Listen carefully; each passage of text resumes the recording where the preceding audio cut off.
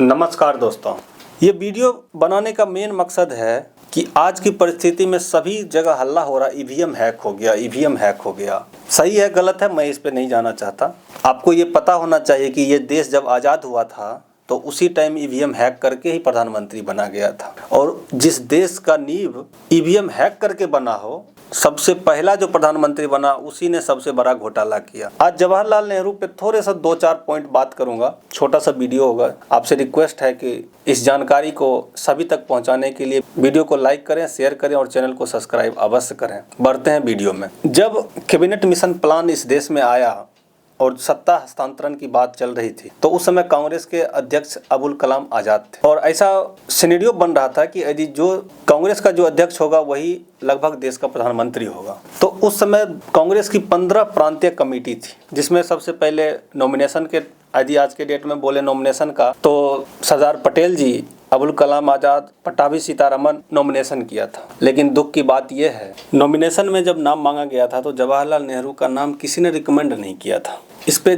महात्मा गांधी ने बोला था कि मेरी पहली पसंद पंडित जवाहरलाल नेहरू है। इस तरह से गांधी जी ने कैंडिडेट में जवाहरलाल नेहरू का भी नाम ऐड कर दिया। वोट देने के लिए तो किसी पे दबाव नहीं डाल सकते थे। जब 15 प्रांतों के वोट एक सीलबंद लिफाफे में आ गया, उसको खोलकर पढ़ने की जिम्मेदारी जेपी कृपलानी को मिला, जिसे खुद गांधी जी ने ही नियुक्त किया था। जब 15 लिफाफे खोले गए तो उसमें से 12 वोट जो थे वो सरदार पटेल को मिला। 2 वोट आज के डेट में कहें तो नोटा, जो कि किसी के लिए नहीं था, और 1 वोट पट्टाभी सीतारमन को मिला और जवाहरलाल नेहरू को 1 भी वोट नहीं मिला। इस स्थिति में स्पष्ट है कि सरदार पटेल कांग्रेस के अध्यक्ष होते और आगे देश का प्रधानमंत्री भी बनते। पर यहाँ सत्य और अहिंसा के पुजारी माने जाने वाले गांधी जी ने सरदार पटेल को इस्तीफा देने के लिए विवश किया। सरदार पटेल ने इस्तीफा दे दिया और उस समय इस देश के 40 करोड़ जनसंख्या के साथ पहला विश्वासघात हुआ। जानकारी को यदि आप विस्तार में पढ़ना चाहते हैं तो जेपी कृपलानी का एक बुक है जिसका नाम है Gandhi his life and thought. Congress अध्यक्ष के चुनाव से बाद में अबुल कलाम आज़ाद ने अपना नाम वापस ले लिया था। Abul Kalam Azad India wins freedom में लिखते हैं, मेरी ज़िंदगी की दूसरी भूल ये थी कि मैं जब अपना नाम वापस लिया तो मैंने सरदार पटेल को सपोर्ट नहीं किया। अमेरिकी राजदूत चेस्टर वाल्स ने लिखा, नेहरू को अर्थशास्त्र का बिल्कुल भी ज्ञान नहीं था। उन्होंने समाजवाद की बात की, लेकिन उन्हें यह भी पता नहीं था कि समाजवाद को परिभाषित कैसे करना है। उन्होंने सामाजिक न्याय की बात की, लेकिन उस पत्रकार ने नेहरू को बताया ये तभी संभव हो सकता है जब उत्पादन में वृद्धि हो, लेकिन उन्हें यह बात समझ में नहीं आई। इसीलिए उन्होंने कहा कि इस देश को एक ऐसे नेता की जरूरत है जो आर्थिक मुद्दे को समझे और देश की अर्थव्यवस्था को मजबूत करे। इसके साथ मैं एक छोटी सी चीज जोड़ता हूँ। आप सोच सकते हैं जो देश कृषि प्रधान हो, आजाद होने के 15-20 साल बाद ऐसी परिस्थिति बन गई कि देश में खाने के लिए अनाज नहीं था। सुअर के खाने के लिए जो अनाज होता था वो अमेरिका से भेजा जाता था। ये हालत थी और ये विजनरी प्रधानमंत्री बने हमारे देश के प्रथम प्रधानमंत्री। दूसरी चीज, जवाहरलाल नेहरू खुद बोलते थे, अगर भविष्य आशा से भरपूर है तो ये बहुत हद तक सोवियत रूस पर डिपेंड करता है। इससे स्पष्ट होता है कि जवाहरलाल नेहरू को इस देश की बनाई हुई नीति, इस देश में काम करने वाले लोगों से आशा कम थी और उसे सोवियत रूस के आदमियों पे और वहाँ की सरकार और नीतियों पे ज़्यादा आशा था कि वही हमें ऊपर उठा सकते हैं, क्योंकि यहाँ के आदमियों में तो टैलेंट तो है नहीं।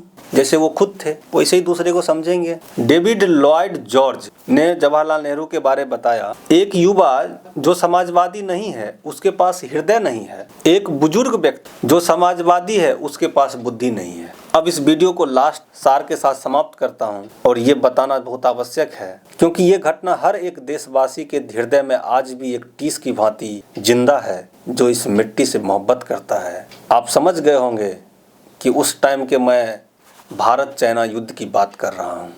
जी हाँ, 1962 में नेहरू जी ने क्या बोला था। युद्ध होने से जस्ट पहले संसद में उनका बयान था वो बता देता हूँ। मैं इस सदन को बता देना चाहता हूँ कि आज़ादी के बाद से कभी भी और निश्चित रूप से आज हमारी सेना जिस स्थिति में है इससे पहले कभी नहीं थी। भारत चाइना युद्ध पे तो एक अलग से वीडियो आपको बनाऊंगा ही। इनके काले करतूत हर देशवासी को पता होना चाहिए। चीन के सरकार के लिए भारत पर हमला करने जैसी किसी बात को सोचना भी पूरी तरीका से अव्यावहारिक है, इसलिए मैं इस संभावना को खारिज करता हूँ। नेहरू ने ये बात कही थी तब जब देश के सेना अध्यक्ष के.एस. थिमैया ने 1961 में बयान दिया था, क्योंकि हमारे सेना प्रमुख चीन की हरकतों को समझ गए थे और उन्हें आशंका हो गई थी चाइना हमारे देश पर अटैक कर सकता है। इस संदर्भ में जो उन्होंने बात कही वो बहुत इंपॉर्टेंट है। उन्होंने बताया, आशा है कि मैं आपको चीनियों के लिए युद्ध बलि के रूप में नहीं छोड़ रहा हूँ। भगवान आप सब पर मेहरबान रहे। अब आप सोच सकते हैं विजनरी कौन था, और फिर हम सभी जानते हैं किस तरह से भारत के हजारों वीर सपूत शहीद हो गए।